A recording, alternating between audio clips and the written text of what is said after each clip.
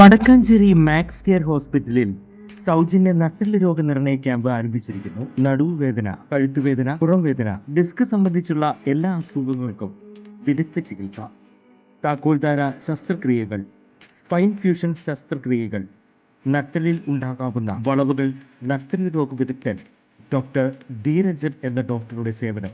കൂടുതൽ വിവരങ്ങൾക്ക് 9188401016 max care hospital, Vadakkanchery.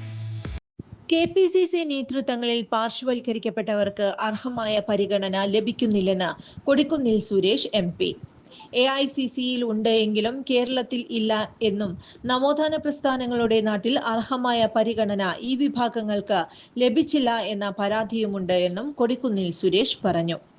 കേരളത്തിലെ KPCC അധ്യക്ഷന്മാരുടെ ചിത്രം KPCC ആസ്ഥാനത്തുണ്ട്. അവിടെ ഒരു വിഭാഗത്തിൽപ്പെട്ട ആളുകളുടെ മാത്രം ചിത്രങ്ങളില്ല.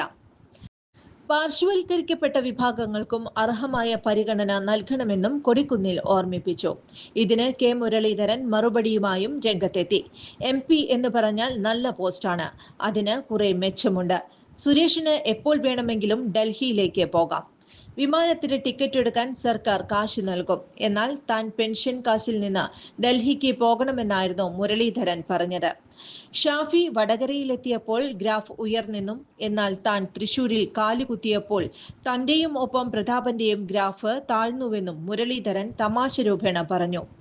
KPCC അധ്യക്ഷനായി സണ്ണി ജോസഫ് ചുമതലയേൽക്കുന്ന ചടങ്ങിലായിരുന്നു പ്രതികരണം. കൂടുതൽ വാർത്തകൾക്ക് ഞങ്ങളുടെ ചാനൽ സബ്സ്ക്രൈബ് ചെയ്യുക. ഫേസ്ബുക്ക് ഫോളോ അപ്പ് ചെയ്യുക. വാർത്തകൾ വേഗത്തിലറിയാൻ Anytime News.